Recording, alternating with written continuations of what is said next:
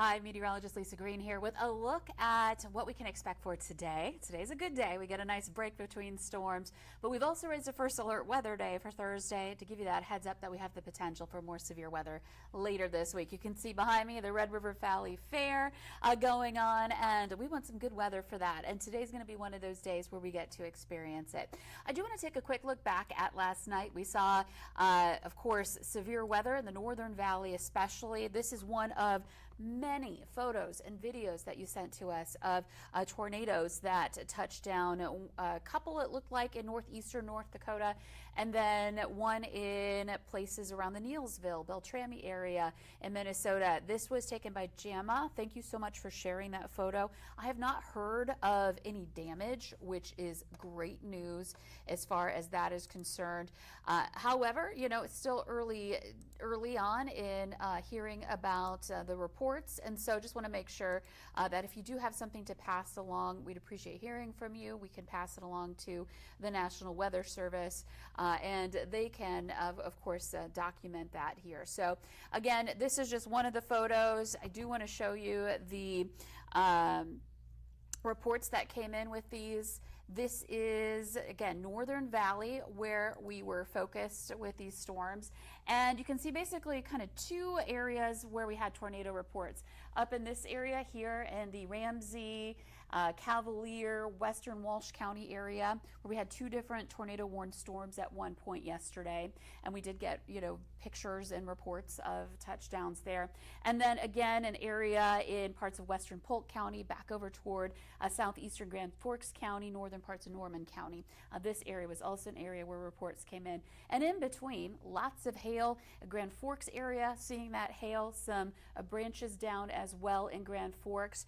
And there's one spot up in Walsh County where we had huge hail reported, 3.5-inch diameter hail in Western Walsh County in the Lincoln area yesterday. So some big time hail reports coming in from that area. And just to do that hail size comparison, at 3.5 inches, well, that's definitely severe. We'll say that. And that puts us between baseball and softball size hail as far as just how large that ended up being. So again, it was impressive yesterday. And unfortunately, I imagine there was some damage that was caused by that hail too. So it was a busy day yesterday afternoon and evening. Now today we're looking at, I'm going to pull this up full screen, looking at fog being our issue this morning. It's really improved though since the early morning hours. You can see that we've got good visibility along I-94 now in the Rothsay area. This was pretty murky earlier on this morning. If you were watching the valley today, you might remember that. Grand Forks, nice and bright and blue, looking great there after yesterday's stormy weather. Nice start to our day. And in Fargo-Moorhead, we are working on clearing out, getting more and more clearing going on. So here's a look at our visibility reports. You can see this is looking much better. We had reports near 0 earlier this morning. Now we're at 5 miles in Grand Forks, Mahnomen 5 miles, and Carrington, our lowest report, is 4 miles right now. So here's a look at our current conditions. You can see it's brightening up out at the fair. We've got the sun breaking free of the clouds there. And current conditions reported at 64 degrees in Fargo. We're at 67 in Grand Forks, where we've had more sun for a longer period. Detroit Lakes has been pretty on the more foggy side, on the more murky side. So Detroit Lakes at 59 degrees, a little bit cooler. Wind about 5 to 15 miles per hour out of the northwest. So that's a look at our current conditions. If you're planning to head to the fair, there's a private event until 4 o'clock this afternoon, but after that, the gates open for general admission, and of course we've got the free concert tonight, the Sawyer Brown concert, and it's just looking fantastic for it. A high of 79 degrees this afternoon, pretty pleasant out there. You'll want your sunblock if you're going to be out there this afternoon with mild and sunny conditions again. So that's looking good. Now let's talk about I mentioned the first alert weather day. We have that for Thursday. You can see our chances for rain ramp up as we go through the rest of the week. So for Tuesday, we're looking great today, even during most of the day on Wednesday, and a relatively quiet Thursday during the day. But heading into the evening hours, we'll be seeing increased chances for some rain and thunder. Our storm risks here in the next few days, today, no risk. We're looking good.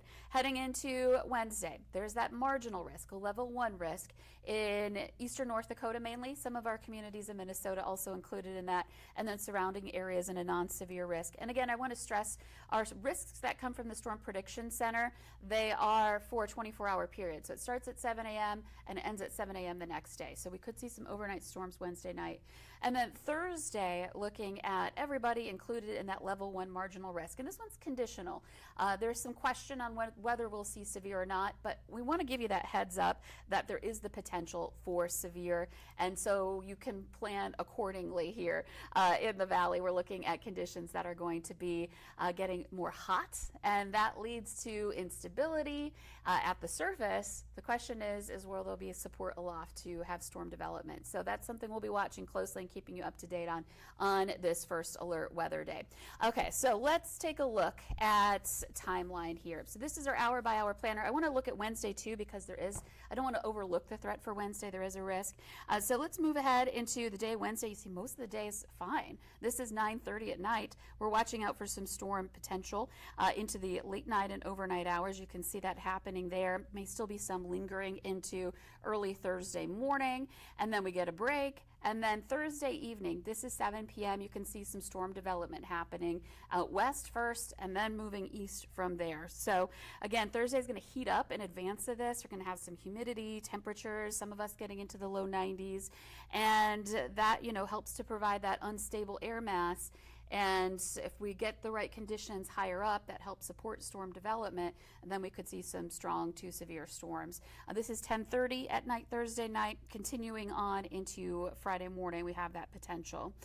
So looking at some storm potential continuing into Friday, this model ends at 7 a.m., so we can't go beyond that. But looking at storm potential into Friday, what I am seeing is right now the potential for some rainy, cloudy, and yes, some thunderstormy kind of weather. Thunderstormy is a word I've decided here.